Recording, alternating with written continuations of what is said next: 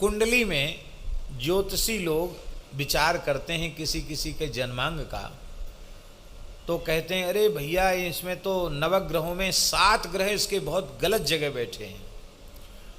और कुछ लोग कहते हैं कि अरे 5 ग्रह जो है पंचग्रही योग है और बड़ा विपरीत योग है, ये तो हमेशा दुख ही पाएगा ये जातक,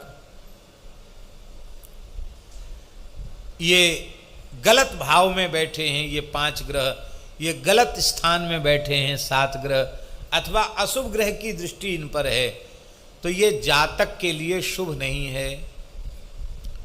तो तुलसीदास जी रामाज्ञा प्रश्न के इस दोहे में कह रहे हैं कि भैया किसी को ज्योतिषी ने घबरा दिया हो कि तुम्हारे 5 ग्रह खराब हैं और तुम्हारे 7 ग्रह खराब हैं, अरे 5-7 की छोड़ो, 9 के 9 ग्रह खराब हों तो भी तुम राम राम करो, तो इन नवग्रहों की सामर्थ्य नहीं तुम्हारा अनिष्ट करने की, तुम्हारा शुभ ही होगा। ज्योतिष शास्त्र को नहीं नकार रहे हैं, राम नाम की अचिंत्य महामहिमा का निरूपण कर रहे हैं। 7 5 ग्रह एक थल, एक ही घर में 5 ग्रह और एक ही घर में 7 ग्रह इकट्ठे हो गए। 7 5 ग्रह एक थल, चलहि बाम गति धाम, उल्टी गति से चल रहे हो तो राज विराज समौगत, शुभ हित सुमरहु राम।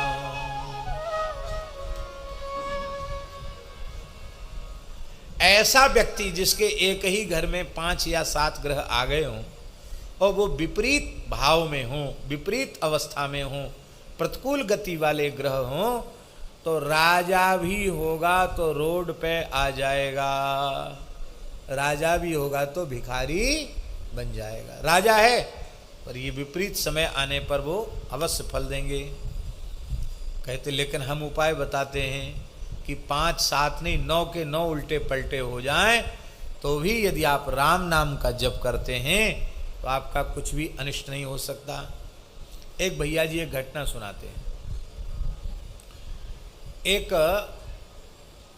व्यक्ति थे, वो भगवान के भक्त तो थे, वस्तुतः भक्त थे, लेकिन ऐसा ही कोई विपरीत ग्रह नक्षत्र का योग था जिसमें बहुत त्रस्त थे, परिवार से भी भगाए गए थे, निकाले गए थे और एकदम बड़ी माने अत्यंत दुखद स्थिति में थे।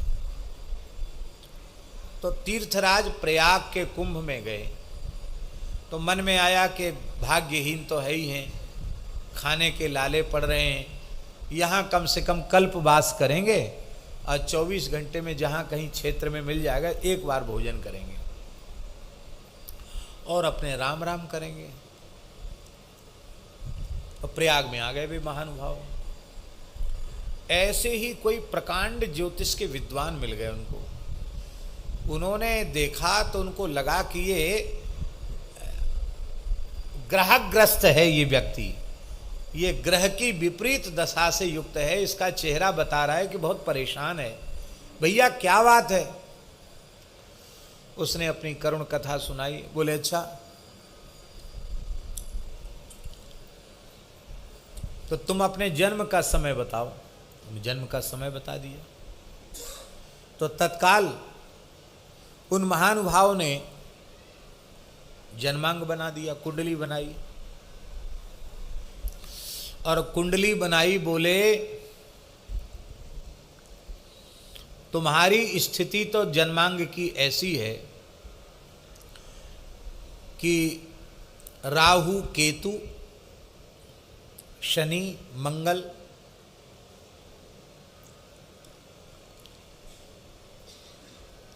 शुक्र ये सब के सब इस प्रकार की स्थिति बना रहे हैं कि तुम्हारी आयु इतना प्रबल मारक योग है क्या कहते हैं उसको, मार्क योगी तो कहते हैं, मार्केश। इतना प्रबल मार्केश है कि हमारे ज्योतिष की गणना के अनुसार तुम्हारी आयु अब 1 महीने से ज्यादा नहीं, बड़ा कष्ट पाकर तुम्हारा शरीर पूरा होगा, तुम्हारा जीवन समाप्त है, समझ लो। उसने कहा चलो अच्छी बात है, आपने बढ़िया बात बता दी, हमें कोई घबराहट नहीं है, अच्छी जगह आ गए। तीर्थराज प्रयाग है, गंगा जमुना का संगम है, हजारों साधु हैं, कुंभ का समय है। तो अब हम कुछ न कुछ करेंगे। क्या करोगे? अरे बच्चा, किसी ग्रह के मंत्र के जप में अब वह सामर्थ्य नहीं है कि तू बच सके, क्योंकि इतनी विपरीत स्थिति है, प्रबल मार्केश है तेरा।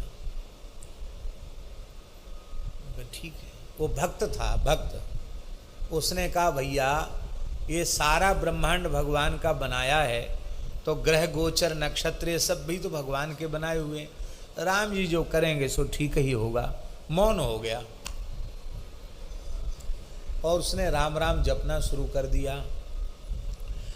आश्चर्य की बात है, उसके सिर में भी दर्द नहीं हुआ और महीना भर पूरा हो गया। मार्केश का समय निकल गया, उसके सिर में भी दर्द नहीं हुआ,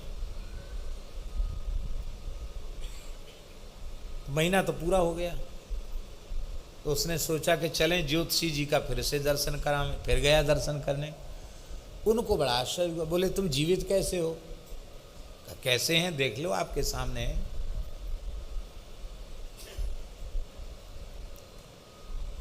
कैसे जीवित?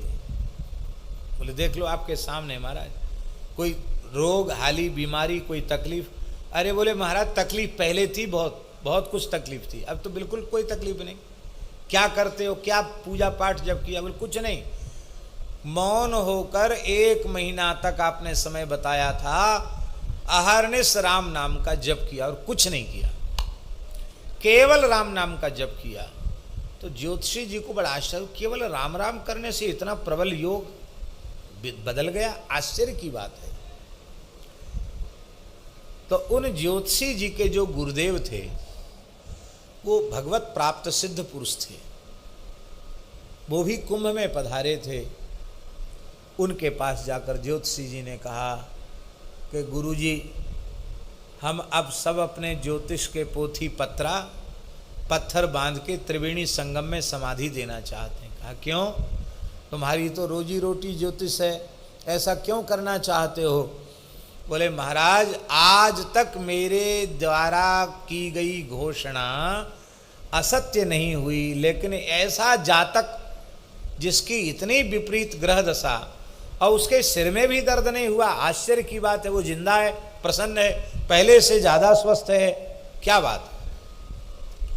तो गुरुजी ध्यानस्थ हो गए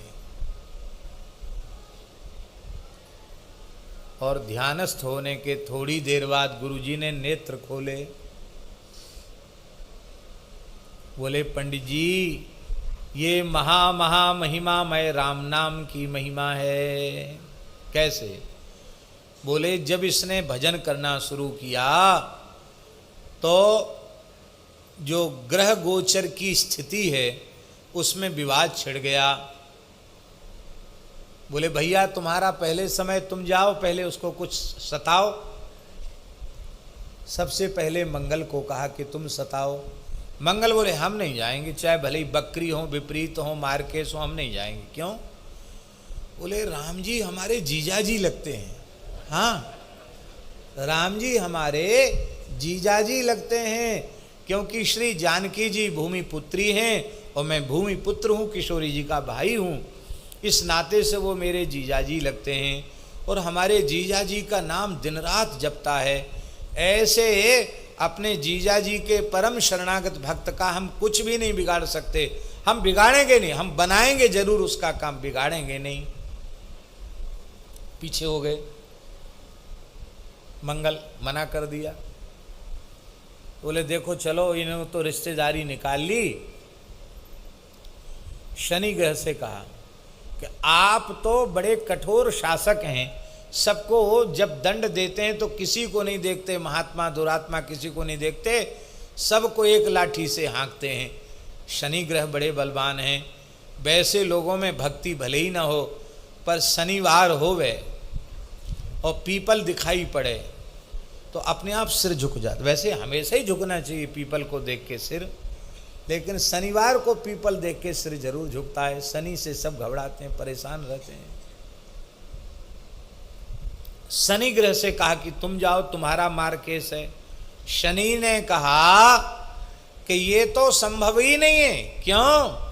क्योंकि मैं महायोगी भगवत भक्त हूं, निरंतर भगवान नाम का जप करने वाला हूं, और मैं सूर्य पुत्र हूं, और हमारे राम जी सूर्य वंश में प्रकट हुए हैं, और उनका ये भक्त है, राम नाम का जप करता है। मैं बिल्कुल इसका अनिष्ट नहीं कर सकता, मैं तो शुभ ही फल दूंगा, मैं इसको बचाऊंगा, मारूंगा नहीं इसको। शनि ने मना कर दिया। राहु केतु भी खराब स्थिति में थे। भैया तुम तो दैत्य हो, तुम तो अपना फल दे दो इसको। विधाता ने कहा तुम तो अपना फल दो, विपरीत फल। तो राहु केतु बोले कि हमको न फल देना न फूल देना। क्यों? बोले भगवान के चक्र का प्रताप हमें मालूम है। अमृत पी लिया था, 2 टुकड़े हो गए, धड़ केतु हो गया, सिर राहु हो गया, और अब उनके अनन्य नाम जापक भक्त को हम सताएंगे तो पता नहीं हमारे कितने टुकड़े हो जाएंगे। इसलिए भैया 2 टुकड़े में ही हम परेशान हैं, हमको ज़्यादा टुकड़े अपने नहीं करवाने हैं। उन्होंने मना कर दिया। शुक्राचार्य जी से कहा कि भाई आप दैत्य गुरु हो, आप तो कुछ करो कम से कम। शुक्राचार्य जी बोले